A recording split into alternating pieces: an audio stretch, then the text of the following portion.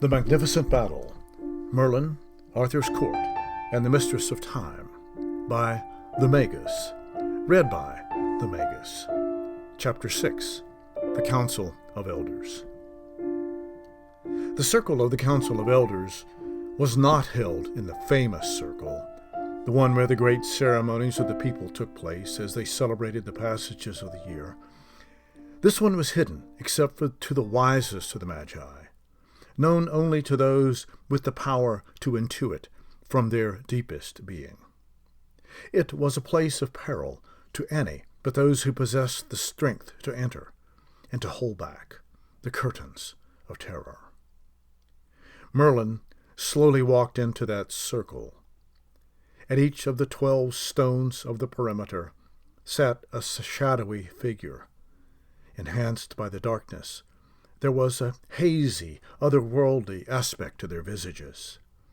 Some were men, some were women, from another time, another place.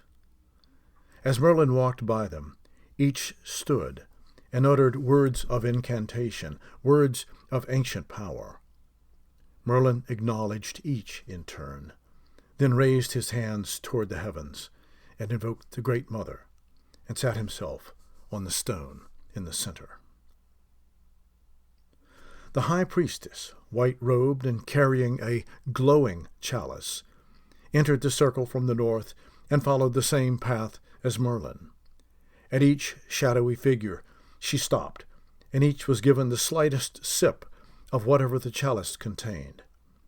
She did this at each of the 12 points until she returned to the north, then turned toward the center and Merlin.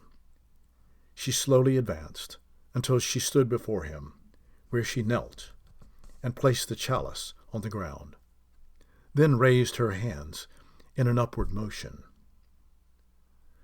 She began with the ritual greeting, "May the seeds of blessing of the Great Mother grow in your heart." Merlin replied, "And may her abundance bloom within you." The shadowy elders around the circle raised their hands and slowly repeated in unison, "And may her abundance bloom within you." The priestess paused, then spoke slowly. "Merlin, we have summoned you here to ask if you will take the long voyage of knowing. We see great forces of evil in our time, and our prophecies say that we must seek the aid of a great mage, or, we think, a maga, to aid us. Neither we nor you know where to find her, or him, though we know it is far beyond our horizon. We know with your skill, knowledge, and discernment that you may find her if you go to her time. The elders have decided that no other can accomplish this voyage. The task must be yours. As for the one who is here in this time, the boy, the invisibility spell will soon be lifted. Both must be found. They must combine their strength to defeat the evil. We must try to find them before she does." Without the slightest outward sign, a wave of relief washed over Merlin's psyche. The long voyage of knowing was not to be taken lightly. This one was not the common matter of peering into the near future, which was relatively easy. Rather, it was sailing into the far future and into the distant unknown. He had done the long voyage of knowing before. He had successfully ridden waves of time on other occasions, had navigated the swells of the raging, turbulent ocean that crashed on the shores of human events.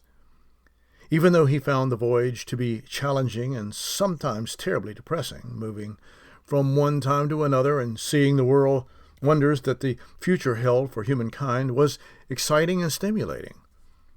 "Ah," he thought to himself, "even if this voyage is to undiscovered, far-off lands, if this is what I've been called to do, I have worried needlessly." No sooner had he relaxed, the priestess continued, "When you find her, or him, you must bring her back here."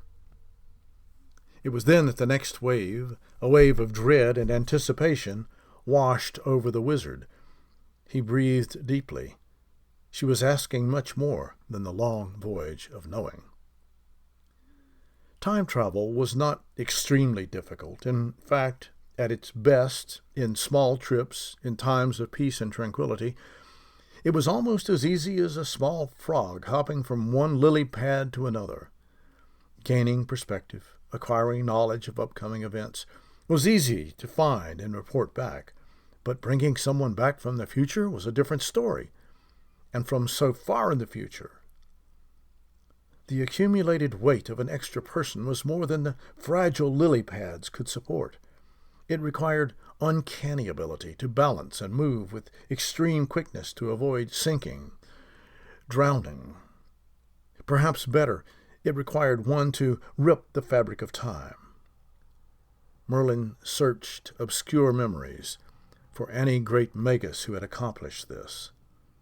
There was only Thelian, who centuries before had brought a military advisor for Alexander the Great, but it was at great cost, as he died of exhaustion upon his return.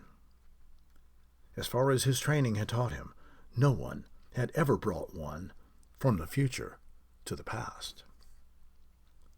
The priestess continued, "The elders are aware of great evil in our time.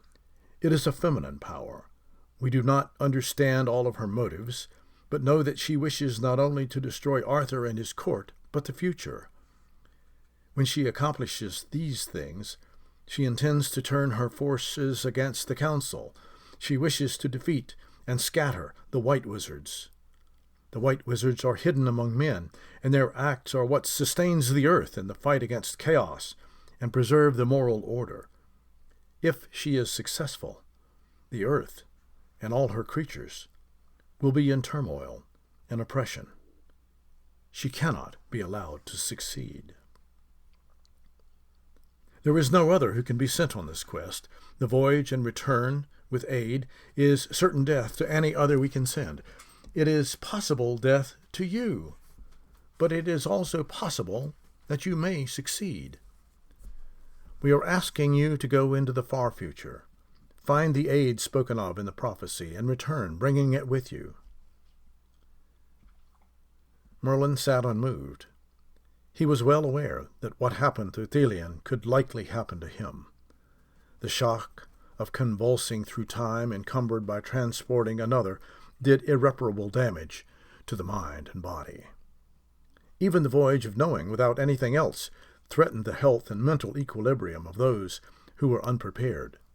But transporting someone from the future to the past carried the threat to a new magnitude and raised those stakes to a much higher level. Even some who took the voyage only to see into the future died upon their return.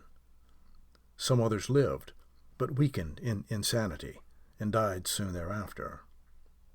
It was not a journey to be taken lightly. He knew that what she was asking was simply the reality that they faced. He knew that if any magus could go to the far future and find the aid that the priestess described, he was the one. He knew also that the council did not ask without being certain that it must be done. Merlin pondered the possibilities and the perils. He found the commission to be troubling. Still, the council and history were in the balance. "I accept your summons and your charge," Merlin said. He raised his hands and called upon the Great Mother for strength. He summoned all the power of the earth to fill him with her wisdom. He breathed in deeply and gave thanks for every blessing of living. Then he lifted his eyes and said, "I am ready." The priestess picked up the glowing chalice and handed it to him. "May the seeds of blessing of the Great Mother grow in your heart and speed you to your destination," she said, through upraised hands. Merlin stared at the chalice. He knew the consequences of failure. He knew that with the drink he would be lifted off the serpentine path of time as humans knew it, and would fly through the stormy future, erratically as a butterfly in a gale, and could stop briefly to gather what he could from what he found there. Perhaps he could gather what the old ones needed to know, where to find the aid spoken of in prophecy. He did not know. He only knew that he must try. Merlin brought the chalice to his lips and drank the liquid.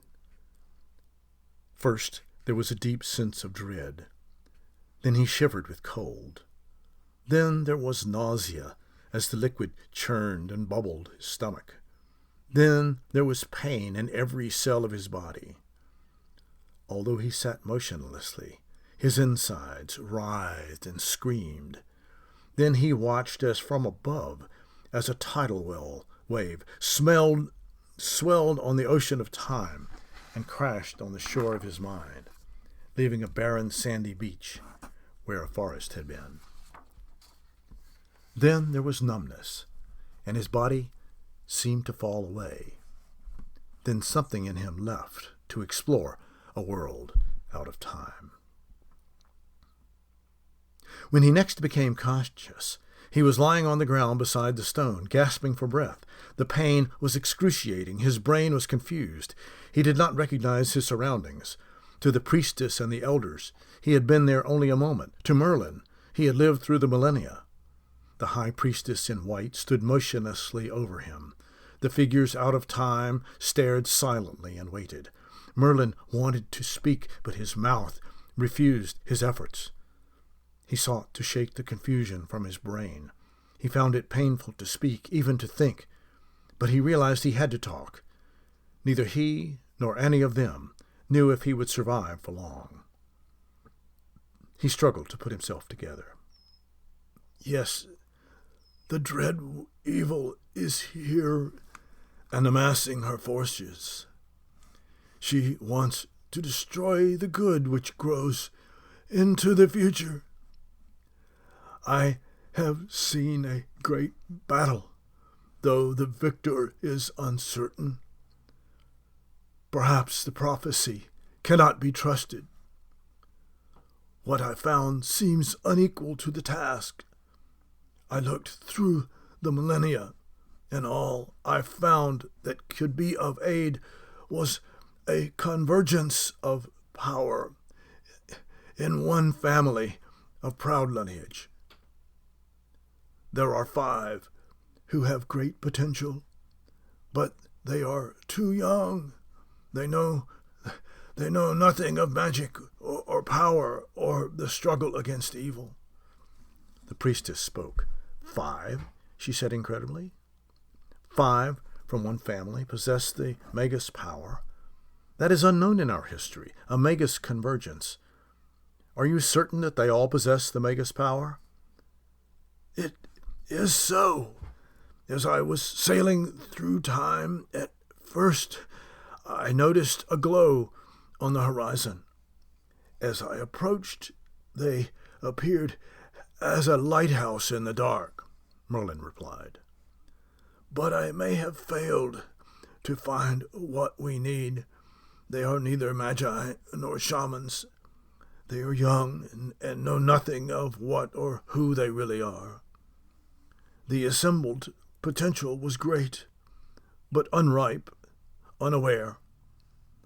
They are so unprepared, and the evil is so great. They might not survive. They could save the future, but only by great insight, courage, and maturity beyond their years. I tried to bring them here. I could see only vaguely a battle, but not the outcome. A curtain of great darkness descended on me. I could not even see if they would survive if I got them here. Have you brought them? The priestess asked. I carried them to the near shore. Then I was unable to keep them together. I don't know if they got here or if they were lost. They may be here. If they are, I must find them and keep them from danger. The priestess paused to ponder. Has the Great Mother provided something more improbable than our minds can imagine? Has she given the fruits of the future that the prophecy foretells? She asked rhetorically. Or have we misunderstood the prophecy? She also wondered what the voyage had done to Merlin's discernment. Could he be mistaken, she wondered. The priestess looked away. She knew there was more to find than hope in the future. She asked, "Did you find the boy, the one in our time, the one she wants to destroy?" "No, he is still hidden.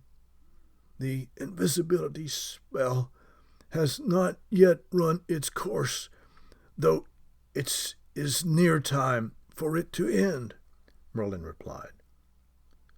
"Did you find others in our time? Are there others?" she asked. "The continuity was broken, but the forces and power are certain," he responded. Then he lapsed into exhausted unconsciousness.